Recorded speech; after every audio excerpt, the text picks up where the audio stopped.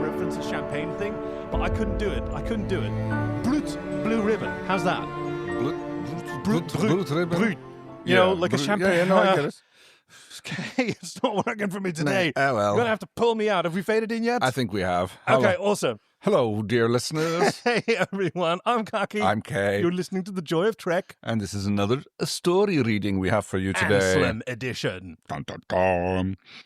What are we reading this week? This week is a story called Wearing Your Colours by Apolesen. We still don't know how to pronounce his name. Do apologies. It's Apolesen, and Apolesen is... Published in 2019. Let me see. And I'm looking if there's any episodes that it's linked to, but post-canon, Pride Month fic, yes, excellent. Mention of characters being dead but way in the past, okay. There's a lot of excellent like tags and like content warnings on Archive of Our Own. Yes. So that people can sort of filter, you know, their sensitivities and know what they're getting into, which is very, very good. The summary of the story is many years after the castellanship of Elim Garak, a young man finds the courage to wear a pin of his hero in an unusual colour scheme. What is a castellan? I have no idea. I recognize the word like castella in there, which I think is related to castale, which is castle. Yeah. I mean, Castellan is also, yeah. I want to It's think also of not a something region of Spain? Castile, is that? Yeah, as in the Castilian accent, the Castellano accent, spoken in Spain. I don't know, but I think. Are you actually do? Oh yes, because you have the technology. Can't you just like literally push on a word and summon its meaning on your clever iPad? Ooh, I don't know. A castellanship is not. No, there are not many matches for.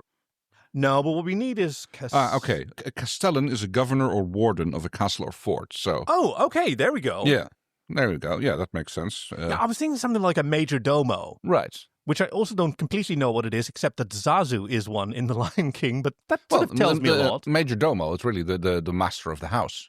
Oh. That's what it means. It's basically the... oh, yes. The guy who runs the household.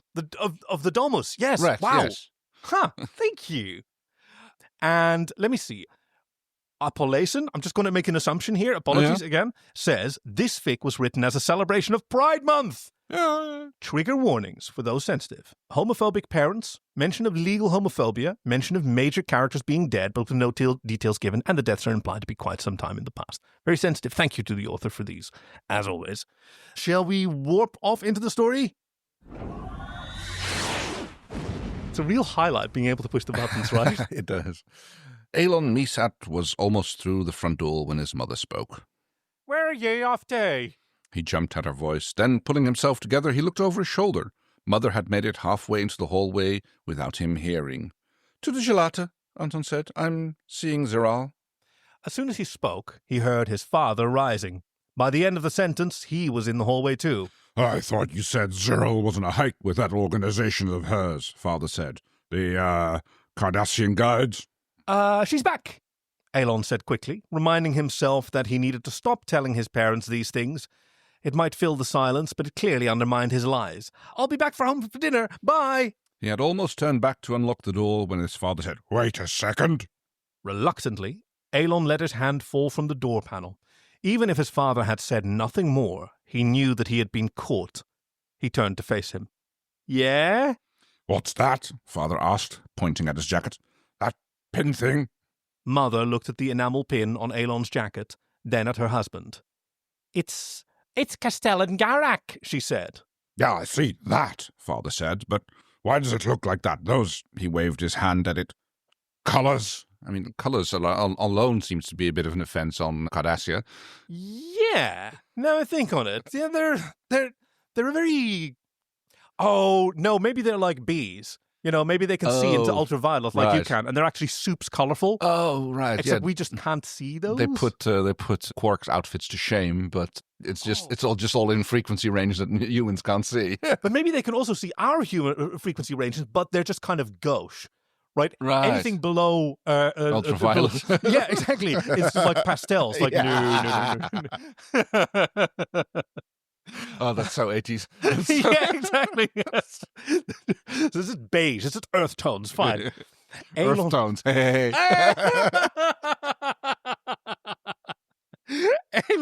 had hoped it would not come to this. He had thought he could get out of the apartment without them noticing. It would be easier to explain it if he had built up the courage by wearing it in public a few times. Why had he not thought of keeping the pin in his pocket and then putting it on when he had left the house? But no, this was important. He took a deep breath. He would stand his ground. It's a rainbow. It's Federation symbolism. Earth, I think. His father frowned. What does it mean? Elon pushed aside the urge to mumble or lie. It's a philanderist thing. His parents' eyes grew, and father's mouth widened in an odd grimace that would have been funny if it had been any other time. You can't go out wearing that. I'm looking at this word, philanderist. Yes. I think it's like loving men. I see andros in there and philos being love. So it's about, yeah, I think that's what it is. Philandry, loving another, from ancient Greek, phileo, I love, man, equivalent to philandry, compare yes. Yeah, but what is a love or fondness of men. Okay, so a dude fancier. Yes. Which Elon is proudly wearing. Elon crossed his arms. Why not, he said. It's a free society. That is slander, young man. His caution and fear was gone now. Instead, he felt angry. How is it slander? Slander is spoken, you know. Besides, it's not like I'm saying anything bad about him.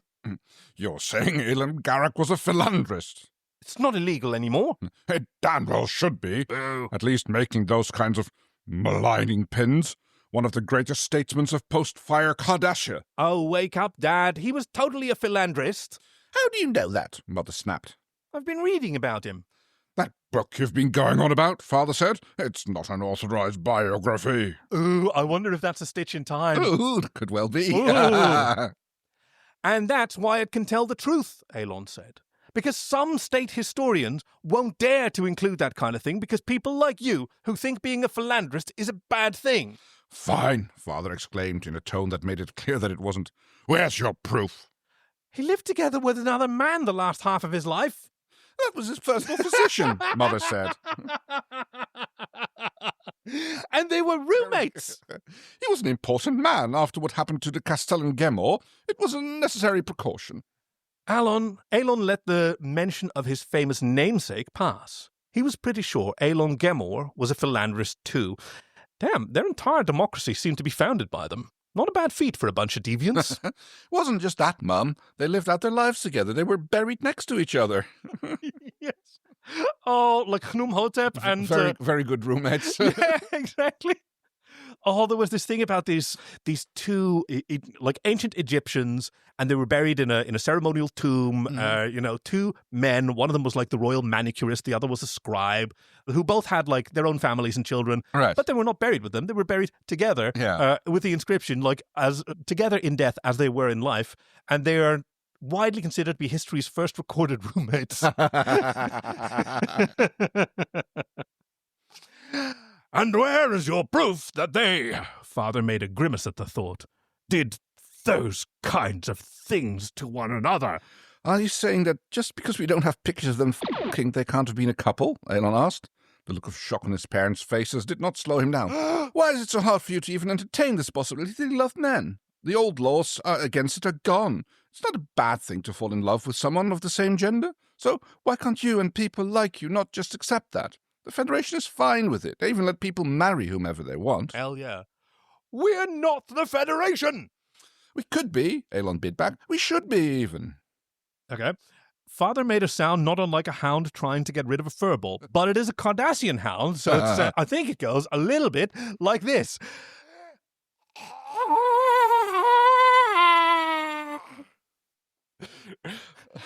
We good? Yeah, we're good. Hey, what do you think the odds are that the chief thought that was definitely not suitable for the podcast and replaced it with the sound of his own choosing? I wonder what the audio filters are gonna do to it. Yeah. No, Cocky, not only did I keep it, I bumped the noise of it up because I want everyone to enjoy that beautiful, terrible noise that you made. You made this bed, now you have to lay in it. I don't know where you've gotten those dangerous ideas from, Elon, but I'm going to talk to your teachers, and you are grounded. Too bad, Elon said and pressed the door panel. See you later. Yes, Elon.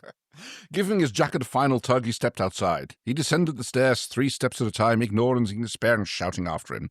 Well, out of the house, he ran for 2 blocks to make sure they would not catch up. It was just a precaution. However angry they were, they would not continue the fight in public. They would pick up where they had left off once he got home, but right now, that felt far away. He had a date, and for the first time, he had dared to wear his colours out in public. Hell yes, Elon. Elon rubbed the enamel pin with his sleeve to give it some extra shine. The colours of the rainbow that tinted the face of Elim Garak sparkled in the sun. You know what? I know the exact picture that they used to make this enamel pin of Elim Garak, and it's one that you know as well, where he's doing a big smile, sort of facing sideways and doing jazz hands.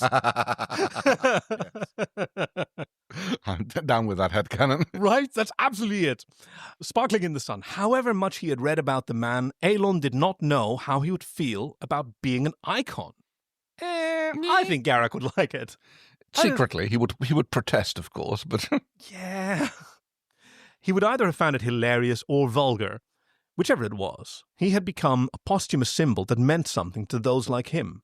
Times were changing, and people like Elon's parents should not get to decide what was acceptable or not anymore. It would not be a revolution, but a slow grind where minds were gradually changed. Perhaps his hero would see the beauty of that, changing Cardassian society, both in his lifetime and after it.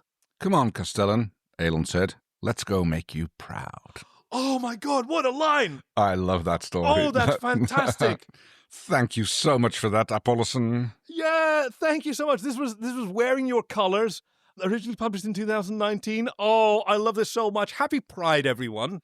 Yes, thank you. And, let me see. I completely lost track of where I was going with that. That's okay, Sorry. okay. You can join us again next week. Pride Month continues. We'll be recording a new episode of Star Trek, and after that, a new story. Yes, it will be by the Lady General, and it's titled A Life When It Gives You Lemons.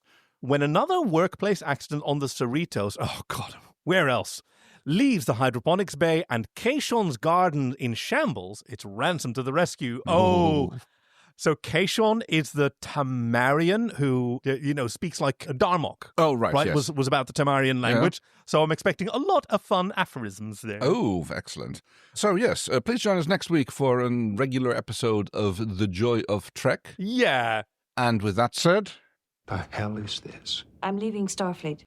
Energize! I was trying to do a pride thing. We hope you've enjoyed this week's episode with your friends Kay and Kaki, production and editing by our chief engineer Greg, and music by Fox Amour. Join us next week for Ceasefire Enterprise 215, followed by Life When It Gives You Lemons, the fan fiction reading. Visit drivetrek.com/links to send us your recommendations, support us on Patreon, or to find us on Blue Sky. We'd love to hear from you. Thank you for listening to The Joy of Trek, and we'll see you out there.